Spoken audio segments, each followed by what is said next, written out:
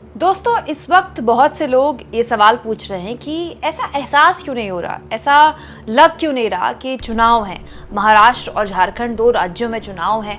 महाराष्ट्र तो इतना इम्पोर्टेंट चुनाव है इस बार, और कांटे की टक्कर एनडीए और इंडिया गठबंधन के बीच भी है।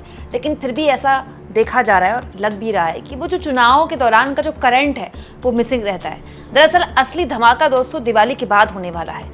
एक ऐसा धमाका जिसकी खबर सुनकर इंडिया गठबंधन के जो कार्यकर्ता हैं वो जाहिर तौर पर काफ़ी पॉजिटिव महसूस कर रहे होंगे।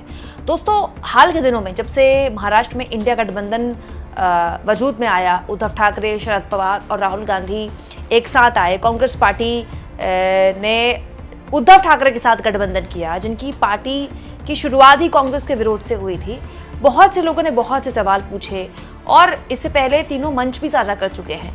लेकिन चुनाव की तारीखों के ऐलान के बाद से ऐसा पहली बार होगा कि तीनों एक न केवल मंच साझा करेंगे बल्कि वो ऐलान करेंगे जो कि एनडीए के लिए जाहिर तौर पर एक चैलेंज बन सकता है। सब कुछ मैं आपको तफसील से बताऊंगी। साथ में आपको ये भी बताऊंगी दोस्तों कि कैसे चाचा यानी कि शरद पवार ने खेलना शुरू कर दिया है विक्टिम कार्ड। किसके खिलाफ? भतीजे के खिलाफ। वो भतीजा जिसने इस उम्र में चाचा को इस दहलीज पर लाकर खड़ा कर दिया कि इस उम्र में शरद पवार को न केवल नई पार्टी खड़ी करनी पड़ी बल्कि नए सिंबल के साथ चुनाव भी लड़ना पड़ा। दोस्तों, सुधीर सूर्यवंशी महाराष्ट्र के बड़े पत्रकारों में से एक हैं। इनके अलग अलग लेख और धमाकेदार खबरें आप इंडियन एक्सप्रेस में पढ़ते रहते होंगे। सुधीर सूर्यवंशी ने ये जानकारी दी है कि आने वाली 6 नवंबर यानी कि दिवाली के बाद राहुल गांधी, शरद पवार और उद्धव ठाकरे एक मंच साझा करेंगे और इस मंच के जरिए वो एक गारंटी कार्ड, गारंटी स्कीम कह लीजिए या फिर घोषणा पत्र कह लीजिए, कुछ ऐसा लोगों के बीच रखेंगे। दोस्तों, ये पूरा का पूरा कार्यक्रम कैसे इंडिया गठबंधन के लिए गेम चेंजर हो सकता है, इसे हमें इस बात से समझना होगा कि हाल के 2 महीने में एकनाथ शिंदे ने मुख्यमंत्री रहते हुए जो जो ऐलान किए हैं वो किस लेवल पर एनडीए के लिए गेम चेंजर बन रहे हैं। दोस्तों, जिस वक्त हरियाणा के चुनाव की तारीखों का ऐलान हुआ उसी वक्त ये सवाल उठे कि जो पार्टी इस ड्रीम प्रोजेक्ट के साथ चल रही है कि 1 नेशन 1 इलेक्शन करवाएंगे, वो जम्मू कश्मीर, हरियाणा के साथ महाराष्ट्र के इलेक्शन क्यों नहीं करवा पा रही है। तो बहुत से राजनीतिक पंडितों ने यह जवाब दिया कि बीजेपी नहीं चाहती कि चुनाव साथ में हो, हरियाणा के साथ महाराष्ट्र के चुनाव हो। लेकिन बीजेपी ऐसा क्यों चाहती है कि महाराष्ट्र के चुनाव लेट हो, इसका प्रमाण आपको मिल जाएगा। एकनाथ शिंदे ने हाल के दिनों में जो जो ऐलान किए हैं, आप सोचिए, कभी आपने सुना है कि चुनाव से पहले टोल नाके फ्री कर दिए हों? मुंबई के आसपास के 5 टोल नाकों को टोल फ्री कर दिया गया। ये अपने आप में मतलब कितना बड़ा फैसला है दोस्तों।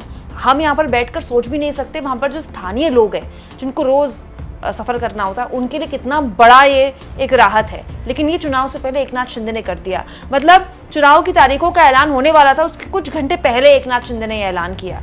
इसके अलावा लाडली बहन योजना की 2 किश्तें लाडली बहनों के अकाउंट में आ चुकी हैं। लाडला भाई योजना तक लॉन्च कर दी एकनाथ शिंदे ने। इसके अलावा दोस्तों, मदरसा टीचर्स के सैलरी बढ़ाने से लेकर तमाम रेवड़ियाँ जिनको लेकर मोदी जी बड़ी बड़ी बातें किया करते थे, घोषणा पत्र या फिर सरकार की जन कल्याणकारी योजनाओं के नाम पर कम से कम एनडीए सरकार ने देना शुरू कर दिया। इस सरकार ने देना शुरू कर दिया। हालत ये हो गई कि आखिरी कैबिनेट की बैठक जब हुई थी एकनाथ शिंदे की, तो उसमें सुनने में आया था, सूत्रों ने बताया था कि शरद पवार के भतीजे अजित पवार उठकर चले गए, नाराज होकर चले गए कि आप ये जो रेवड़ियां बांट रहे हैं, अगर आपकी सरकार दोबारा आ गई तो खजाना खाली हो जाएगा आपकी सरकार का। आप सैलरी कैसे देंगे अगले 6 महीने बाद सरकारी कर्मचारियों की? आप बेहिसाब का जो पैसा बांट रहे हैं, इसके लिए पैसा आएगा कहाँ से? लेकिन ये सारी चीज़ें तो प्रायोरिटी में तब होती है ना, प्राथमिकता में तब होती हैं जब आप बात का सोचते हैं। इस वक्त एनडीए के लिए, अमित शाह के लिए, एकनाथ शिंदे के लिए हर हाल चुनाव जीतना इंपॉर्टेंट है। और चुनाव तभी जीता जाएगा जब आप हर तरह के दाव चलेंगे, जिनमें से फ्रीबीज, रेवड़ियाँ जिनको लेकर मोदी जी बड़ी बड़ी बातें किया करते थे, वो एक इम्पॉर्टेंट दाव है एनडीए के लिए। और इसीलिए ये जो 6 नवंबर को घोषणा पत्र कह लीजिए, गारंटी स्कीम कह लीजिए, जो भी लॉन्च होगा, ये किसी ऐलान के रूप में होगा या फिर ये प्रॉपर डॉक्यूमेंट होगा, इसके बारे में तो खैर वक्त आने पर पता चल जाएगा। हाँ, लेकिन ये ज़रूर हो सकता है कि ये जो गारंटी स्कीम्स हैं, ये कुछ उस तरह से होंगी जो कि बहुत हद तक न केवल हरियाणा में थी बल्कि लोकसभा चुनाव के दौरान भी थी। याद कीजिए दोस्तों, लोकसभा चुनाव के दौरान कांग्रेस ने घोषणा पत्र जारी किया था तो उसको सबसे ज्यादा हाथों हाथ जनता ने तो बाद में लिया, पहले मोदी जी ने लिया। मोदी जी का पूरा चुनाव प्रचार कांग्रेस के घोषणा पत्र के ऊपर ही था और कांग्रेस के घोषणा पत्र को मोदी ने जितना प्रमोट किया उतना तो राहुल गांधी ने भी नहीं किया। और राहुल गांधी ये बात समझते हैं, कांग्रेस पार्टी भी ये बात समझती है और उद्धव ठाकरे और शरद पवार भी ये बात समझते हैं कि एकनाथ शिंदे की हाल के महीनों में की गई घोषणाओं का जमीन पर असर हो ना हो, नुकसान तो नहीं होगा। अब आप मुझे एक बात बताइए, किसी महिला के अकाउंट में पैसे आ रहे हैं, लाडली बहन योजना की 2 किश्त आ गई, तो दुखी तो कोई नहीं होगी ना। घर आया पैसा किसी को बुरा लगता है क्या? लाडला बहन के नाम पर पैसे आ रहे हैं किसी बेरोजगार को, तो वो बुरा तो नहीं लगेगा ना, अच्छा ही लगेगा। ऐसे ही दोस्तों, जब किसी का टोल बच रहा होगा तो बुरा तो नहीं लगेगा ना, तो नुकसान तो इसका नहीं होना है। अब फायदा कितना होगा कि नहीं होगा, इस पर चर्चा की जा सकती है। तो दोस्तों, इंडिया गठबंधन ये जानता है कि इस तरह की योजनाओं को अगर आपको कार्ट में लेना है तो फिर आपको इनके बरक्स को एक रोड मैप न केवल देना होगा बल्कि इस तरह की योजनाओं की कार्ट भी लेनी होगी। तो हो सकता है कि अपनी कोई योजना इस तरह की इससे मिलती जुलती इंडिया गठबंधन लॉन्च करे। और मुझे ऐसा लगता है कि इस पूरे की पूरी जो भी गारंटी स्कीम होगी या कोई नारा होगा या कोई वादा होगा, इसके साथ साथ जो प्राथमिकता है इंडिया गठबंधन की, वो गुजरात वर्सेस महाराष्ट्र का जो मुद्दा लगातार इंडिया गठबंधन बना रहा है उसको वो और भुनाने की कोशिश करेगा। हाल के दिनों में संजय राउत हों या फिर तमाम बड़े नेता हों महाराष्ट्र के इंडिया गठबंधन के, वो लगातार ये कह रहे हैं, आदित्य ठाकरे भी उनमें से एक है, उद्धव ठाकरे भी उनमें से एक है, कि जो बड़े स्तर पर उद्योग है महाराष्ट्र का वो गुजरात ले जाया गया है और मोदी और अमित शाह चाहते हैं कि जो आर्थिक राजधानी महाराष्ट्र थी देश की वो गुजरात बन जाए। और ये सब कुछ मोदी अमित शाह की सरपरस्ती में हो रहा है।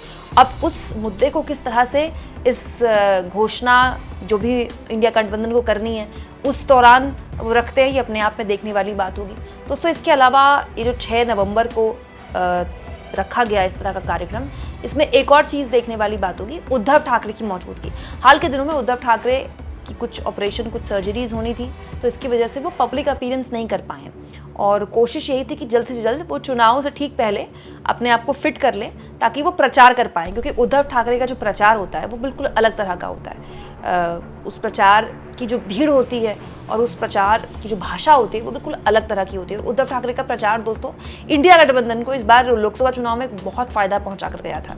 तो ऐसा भी हो सकता है कि जो भी जिस तरह से उनकी तबीयत खराब है उद्धव ठाकरे की, वो बिल्कुल ठीक हो जाएं तब तक और 6 नवंबर के बाद से एक तरह से फुल फॉर्म में पूरा का पूरा चुनाव आ जाए, क्योंकि अभी तक माहौल ज़मीन पर है क्या वो पता नहीं चल रहा है। माहौल तो होगा महाराष्ट्र में चुनाव का, लेकिन चर्निंग नहीं हो पा रही है।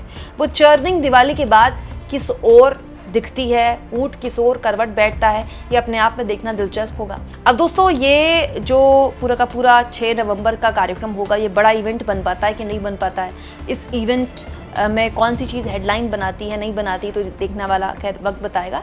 लेकिन हाँ, ये है कि तीनों पार्टियों के प्रमुख, तीनों पार्टियों के बड़े नेता या फिर सबसे बड़े स्टार प्रचारक जब एक साथ प्रेस कॉन्फ्रेंस में होंगे तो हेडलाइन केवल और केवल यही बनेगी और यही इंडिया गठबंधन की सबसे बड़ी जीत होगी, क्योंकि पूरा का पूरा जो नैरेटिव है वो इस वक्त गोदी मीडिया एनडीए के पक्ष में चला रहा है।